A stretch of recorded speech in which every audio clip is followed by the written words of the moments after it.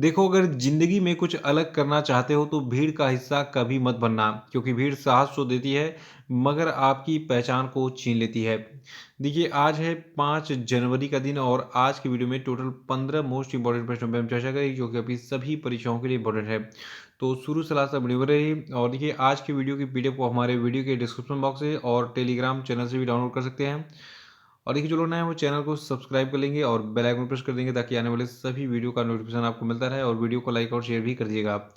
और देखिए, वार्षिकांक 2022-23 की जो पीडीएफ है इसकी लिंक मैंने डिस्क्रिप्शन में दी गई है, वहाँ पे क्लिक करके आप इसको डाउनलोड कर सकते हैं। बाकी वीडियो तो मैंने अपलोड ही कर दिया है, टोटल 3500 करेंट अफेयर का, तो उसको आप देख लीजिएगा। देखिए, आज का पहला प्रश्न है कि हाल ही में फेम इंडिया फेज 2 योजना के तहत दिल्ली में कितनी इलेक्ट्रिक बसें लॉन्च की गई हैं? तो देखिए, इन बसों की संख्या 50 है। देखिए, इलेक्ट्रिक बस लॉन्च करने का उद्देश्य है दिल्ली में प्रदूषण को कम करना और ग्रीन हाउस गैस के उत्सर्जन में कमी लाना। वैसे भी देखिए, दिल्ली में बहुत ज़्यादा प्रदूषण है।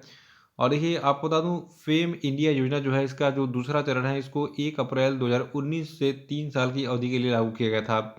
और इस योजना का जो पहला चरण था ये 1 अप्रैल 2015 से 2 साल की अवधि के लिए शुरू किया गया था, जिसे समय समय पर बढ़ाया गया था और अंतिम विस्तार 31 मार्च 2019 तक की अनुमति थी अंतिम विस्तार की। ठीक है, तो याद रखिएगा, एक योजना है जिसका नाम है फेम इंडिया फेज 2 योजना। ठीक है, तो इसके तहत जो है 50 इलेक्ट्रिक बसें अभी हाल ही में दिल्ली में लॉन्च की गई हैं। और अगला प्रश्न हमारा है कि हाल ही में राष्ट्रपति द्रौपदी मुर्मू ने किस स्थान पर संविधान पार्क का उद्घाटन किया है?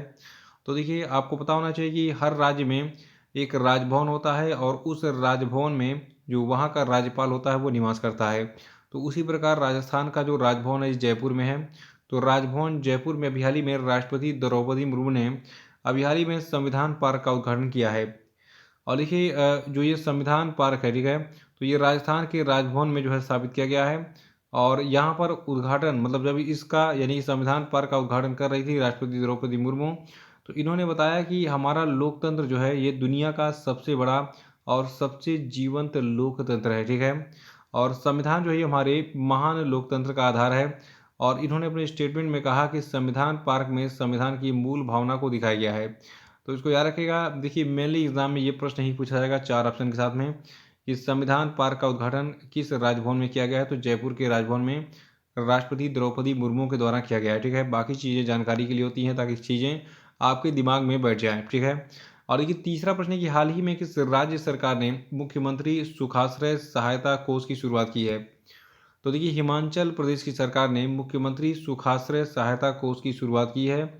और इस योजना का उद्देश्य है ज़रूरतमंद बच्चों और निराश्रित महिलाओं को उच्च शिक्षा की सुविधा प्रदान करना। और हिमाचल प्रदेश की सरकार ऐसे बच्चों के कौशल विकास, शिक्षा, उच्च शिक्षा और व्यावसायिक प्रशिक्षण पर होने वाले खर्च को वहन करेगी इस मुख्यमंत्री सुखाश्रय योजना राहत कोष के अंतर्गत। और देखिए, इन सभी बच्चों को जो अनाथ वनाथ हैं, ठीक है, तो उनकी आवश्यकता के अनुसार आर्थिक सहायता भी देगी ताकि वे सम्मानपूर्वक जीवन व्यतीत कर सकें। और देखिए, बिहार ही में हिमाचल प्रदेश के मुख्यमंत्री जो हैं जिनका नाम है सुखविंदर सिंह सुक्खू, तो इन्होंने 1 जनवरी 2023 को 101 करोड़ रुपए के परिव्यय के साथ मुख्यमंत्री सुखाश्रय सहायता कोष का शुभारंभ किया। इसको नोट कर लीजिएगा। और अगला प्रश्न है कि 2021-22 में शीर्ष लाभ कमाने वाली सार्वजनिक क्षेत्र की कंपनी कौन थी? देखिए, ऐसे आंकड़े बहुत पूछे जाते हैं एग्जाम में और इम्पोर्टेंट भी होते हैं क्योंकि देखिए हमारे भारत की अर्थव्यवस्था से संबंधित हैं। तो देखिए, 2021-22 के वित्तीय वर्ष में सबसे ज़्यादा लाभ कमाने वाली सार्वजनिक क्षेत्र की कंपनियों में नंबर 1 थी ओएनजीसी यानी कि oil and natural gas corporation. देखिए, भारत सरकार के सार्वजनिक उद्यम सर्वेक्षण 2021-22 के अनुसार 2021-22 में केंद्रीय सार्वजनिक क्षेत्र के उद्यमों में सबसे ज़्यादा लाभ कमाने वाली कंपनी ओएनजीसी थी। और देखिए, ओएनजीसी के बाद सबसे अधिक लाभ कमाने वाले अन्य सीपीएसई हैं Indian oil corporation, power grid और एनटीपीसी और सेल। और देखिए, 2021-22 के दौरान सार्वजनिक क्षेत्र के उद्यमों के संचालन का जो शुद्ध लाभ था ये 50.87% बढ़कर 2.49 लाख करोड़ रुपए हो गया था, जबकि 2020-21 में ये 1.65 लाख करोड़ रुपए था। और पांचवा प्रश्न की हाल ही में रक्षा मंत्री राजनाथ सिंह ने किस राज्य में सियोम पुल का उद्घाटन किया? तो देखिए, सियोम पुल का उद्घाटन अभी हाल ही में अरुणाचल प्रदेश में किया गया है और ये पुल जो है 100 मीटर लंबा है और सयोम नदी पर बनाया गया है। और इस पुल से स्थानीय लोगों को भी जो है आवाजाही में मदद मिलेगी। तो याद रखिएगा, स्पेशली इंडियन आर्मी के लिए सियोम पुल को बनाया गया है। कहाँ पर? जो आपका अरुणाचल प्रदेश राज्य है वहाँ पर, सयोम नदी पर। और छठवां प्रश्न है कि किस राज्य सरकार ने राजस्व पुलिस व्यवस्था को खत्म करने की घोषणा की है? देखिए, राजस्व पुलिस व्यवस्था होती क्या है, इसको मैं आपको डिटेल में बताऊंगा। सबसे पहले जान लीजिए कि राजस्व पुलिस व्यवस्था उत्तराखंड में लागू थी, जिसको अभी हाल ही में उत्तराखंड की सरकार ने इसको जो है रद्द कर दिया है, खत्म कर दिया है पूरी तरीके से। तो ये बिहार में जो उत्तराखंड के मुख्यमंत्री हैं, तो इन्होंने एक बयान में बताया कि उत्तराखंड के 1800 राजस्व गांव में कानून व्यवस्था अब राज्य पुलिस द्वारा संभाली जाएगी। जैसे कि अगर आप उत्तर प्रदेश में हैं तो आपको यूपीपी जो है मिलेगी कानून व्यवस्था संभालते हुए, बिहार में है तो बिहार पुलिस जो है कानून व्यवस्था संभालते मिलेगी, मध्य प्रदेश में है तो मध्य प्रदेश की पुलिस, और राजस्थान में है तो राजस्थान की पुलिस आपको वहाँ पर लोकल सभी क्षेत्रों में कानून व्यवस्था की देखभाल करते हुए मिलेगी। लेकिन उत्तराखंड में एक अलग व्यवस्था है, वहाँ पर राजस्व पुलिस जो है ये राजस्व गांवों की जो है देखभाली करती थी। तो होता क्या था, पूरी कहानी बहुत इंटरेस्टिंग है, इसको थोड़ा सा मज़े से सुनिए। देखिए, उत्तराखंड के कार्यालय के अनुसार पता चला है कि उत्तराखंड के 1800 राजस्व गांव में अब कानून व्यवस्था राज्य पुलिस द्वारा संभाली जाएगी। देखिए, उत्तराखंड प्रदेश में राजस्व पुलिस की जो व्यवस्था है इसकी शुरुआत 1861 में हुई थी। और इसके तहत जो पटवारी यानी कि जो आपका लेखपाल होता है, और कानूनगो और तहसीलदार, तो पटवारी, कानूनगो, तहसीलदार से लेकर जिलाधिकारी और मंडलायुक्त तक जो है ये राजस्व कार्यों के साथ ही पुलिस के कार्यों की जिम्मेदारी निभाते थे। यानी कि जो वहाँ का लोकल डीएम होता था, और वहाँ पे कानूनगो तहसीलदार होता था, और मंडलायुक्त होता था, ये सभी जो है कानून व्यवस्था को संभालते थे, यानी कि पुलिस का कोई मतलब नहीं था वहाँ पे। और देखिए, इस व्यवस्था में एक बड़ा रोल पटवारी का रहता था, यानी कि लेखपाल का, जिसके पास अपराधियों से टक्कर लेने के लिए आधुनिक हथियार नहीं, महज एक डंडा होता था। यानी कि लेखपाल बेचारा खेत भी नाप रहा है और डंडा लेकर वहाँ पे कानून व्यवस्था भी देख रहा है। और देखिए, भारतीय कानून के अनुसार अस्त्र शस्त्र केवल जो है रेगुलर पुलिस को धारण करने का अधिकार है, इसलिए लेखपाल को हथियार नहीं दिए जाते थे। और देखिए, राजस्व पुलिस को ये सुविधा नहीं मिलती थी कि वो हथियार रख सके, ठीक है, जिस कारण इस पुलिस को उत्तराखंड में गांधी पुलिस के नाम से भी संबोधित किया जाता है। तो अब इस 1861 वाली राजस्व पुलिस व्यवस्था को उत्तराखंड की सरकार ने खत्म कर दिया है। और सातवां की विश्व ब्रेल दिवस कब मनाया जाता है? तो देखिए, हर साल हम 4 जनवरी को विश्व ब्रेल दिवस मनाते हैं। देखिए, 4 जनवरी को हर साल ब्रेल दिवस लुईस ब्रेल के जन्मदिन के मौके पर मनाया जाता है। और लुईस ब्रेल कौन थे? ये ब्रेल लिपि के आविष्कारक थे। देखिए, ब्रेल लिपि का आविष्कार किसने किया था? लुईस ब्रेल ने। इसको याद रखिएगा, ये एग्जाम में बहुत पूछा गया है। ब्रेल लिपि होता क्या है? एक आपको ऐसे प्लेट मतलब पेज मिलेगा, पेज पे ऐसे बूंदे बूंदे बने रहेंगे बहुत सारे।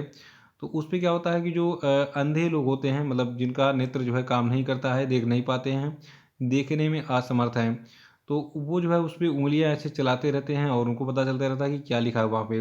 तो ब्रेल लिपि एक भाषा है जिसका उपयोग आँखों से देख ना पाने वाले लोगों और लोग जो है लिखने पढ़ने के लिए करते हैं। आठवां प्रश्न की रक्षा अनुसंधान और विकास संगठन यानी कि defence research and development organisation ने किस तिथि को अपना 65वां स्थापना दिवस मनाया? तो देखिए, डीआरडीओ का जो 65वां स्थापना दिवस है ये 1 जनवरी 2023 को मनाया गया है। देखिए, जो आपका डीआरडीओ है ये भारत सरकार के रक्षा मंत्रालय के तहत एक प्रमुख रक्षा अनुसंधान और विकास एजेंसी है, और इसको 1958 में जो है 1 जनवरी के दिन ही स्थापित किया गया था। और देखिए, जो आपका डीआरडीओ है इसकी स्थापना याद रखिएगा 1958 में की गई थी। वर्तमान में इसके चेयरमैन हैं डॉक्टर समीर वी कामत, और इसका मुख्यालय आपका है डीआरडीओ भवन नई दिल्ली में, और इसकी पेरेंट एजेंसी है मिनिस्ट्री ऑफ डिफेंस, यानी कि भारत के रक्षा मंत्रालय के अंतर्गत काम करता है ये। और देखिए, नवा प्रश्न है कि यूनिफाइड पेमेंट इंटरफेस यानी कि यूपीआई के जरिए दिसंबर 2022 में कितने लाख करोड़ रुपए के पेमेंट किए गए थे?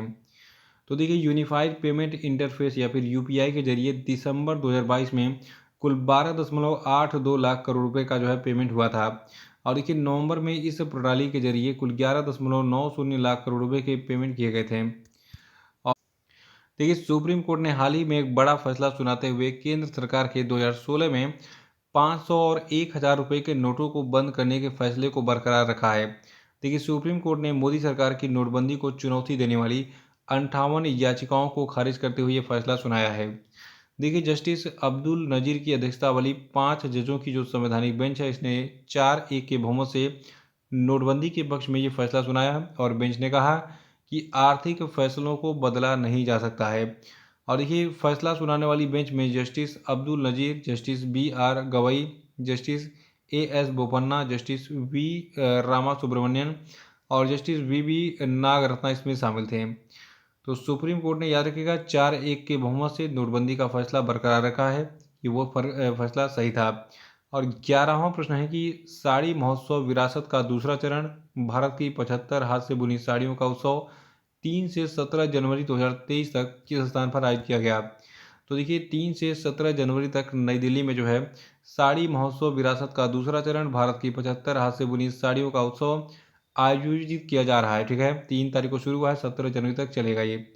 और देखिए इस महोत्सव में भारत के विभिन्न हिस्सों में से 90 से अधिक प्रतिभागी जामदानी, इकत, पोचमपल्ली, बनारस ब्रोकेड, तुषार सिल्क और बालूचरी, भागलपुरी रेशम, तंगेल, चंदेरी, ललितपुरी, पटोला, पैठानी आदि की हथकरघा साड़ियों जैसे विभिन्न प्रकार की साड़ियों का प्रदर्शन करेंगे। और 12वां प्रश्न है कि अभी हाल ही में केंद्रीय गृह मंत्री अमित शाह ने कर्नाटक के किस स्थान पर केंद्रीय जासूस प्रशिक्षण संस्थान की आधारशिला रखी है। तो देखिए प्लेस आपका देवनहल्ली है, याद रखिएगा कर्नाटक के देवनहल्ली में केंद्रीय जासूस प्रशिक्षण संस्थान की आधारशिला रखी गई है। देखिए भारत में पुलिस अनुसंधान और विकास ब्यूरो के अंतर्गत वर्तमान में 5 कार्यरत केंद्रीय जासूस प्रशिक्षण संस्थान हैं। पहला जो है आपका कोलकाता में 1958 में स्थापित हुआ था, फिर उसके बाद हैदराबाद, चंडीगढ़, जयपुर और गाजियाबाद में स्थापित किया गया था।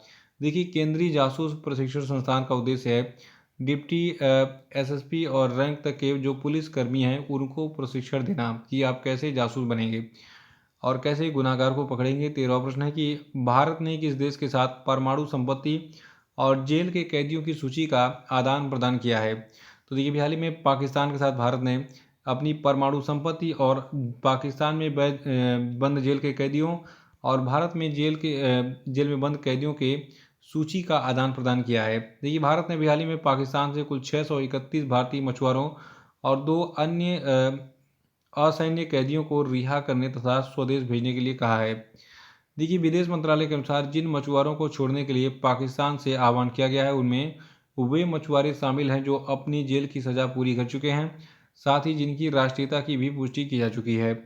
वहीं दूसरी ओर 31 दिसंबर 2022 को एक पूर्व समझौते के तहत भारत पाकिस्तान ने अपने अपने परमाणु प्रतिष्ठानों की सूची आपस में साझा की है।